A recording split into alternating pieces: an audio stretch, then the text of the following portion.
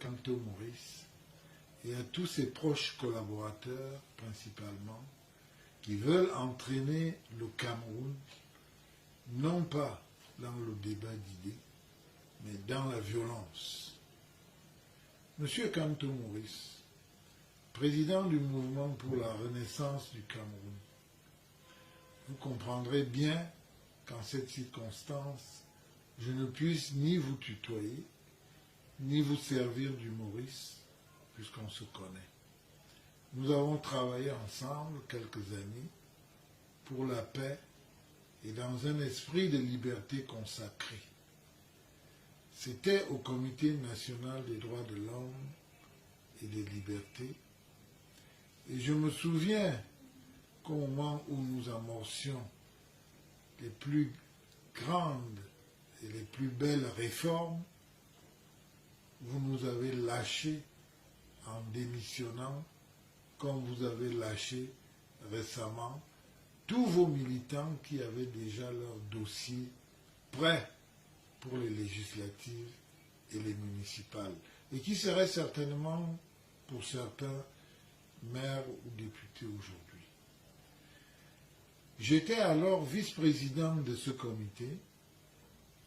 J'espère que vous vous rappelez des deux personnalités que j'avais battues aux élections pour accéder à cette fonction et seconder ainsi le président Fongwe de regretter mémoire, qui lui était alors nommé par décret présidentiel.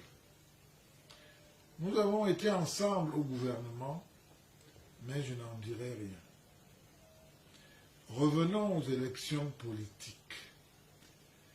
C'est avec un code électoral moins bon que celui que nous avons actuellement que M. Foundi a obtenu 37% en 1992 lors de l'élection présidentielle la plus disputée de la jeune histoire politique et démocratique de notre pays, alors que le président Biya le battait seulement à 2 ou 3% près à l'époque. C'est avec ce même code électoral et dans la même âpreté politique que le RDPC s'est retrouvé avec seulement, pourrait-on dire, 88 députés sur 180 et a dû composer avec le mouvement pour la défense de la République, parti que dirige le sénateur Dakole Daïsala. C'est avec lui que le RDPC a dû composer afin d'avoir la majorité pour gouverner. À cette occasion, l'opposition n'a pas pu s'unir pour gouverner.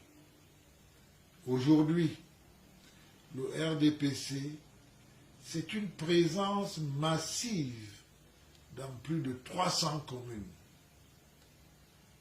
C'est une présence de qualité dans plus de 300 communes sur les 360 que compte le pays.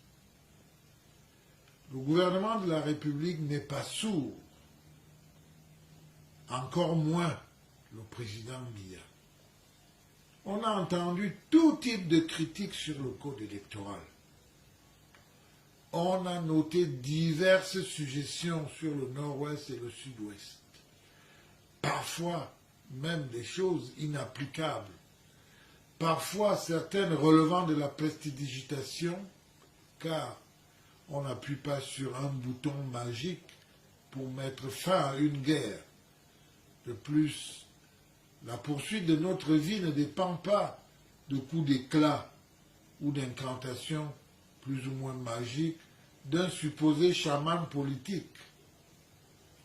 La fin de ce conflit dépend de l'aboutissement de tout ce que le président de la République, son Excellence Paul Biya, a entrepris de faire suite aux recommandations du grand dialogue national qui a permis à tous les Camerounais de bonne volonté d'échanger et de se prononcer. Le président demande le concours de tous les Camerounais pour y arriver. Et on va y arriver. Pour ceux qui veulent manifester par divers moyens, cela est reconnu par notre Constitution. Mais cela doit se faire conformément à la loi et dans le respect strict des règles en vigueur connues de tous. On a vu les marches dites pacifiques dans d'autres pays, à travers le monde. Mais ces marches pacifiques ailleurs se sont parfois achevées dans des débordements violents, et même très souvent. Lorsque les manifestants ont tout brûlé, lorsque les manifestants ont tout cassé, qui va payer? Qui va réparer? Qui va assumer? Nous souhaitons militer pour une démocratie de construction et de responsabilité, et non pour une anarchie destructrice des acquis perfectibles aujourd'hui. Mobilisons-nous tous. Mobilisons-nous pour construire notre pays. Monsieur Kamto Maurice, mesdames et messieurs les collaborateurs de Kamto Maurice, mesdames et messieurs tous les Camerounais de bonne volonté, mobilisons-nous pour construire notre pays dans l'ordre et la discipline.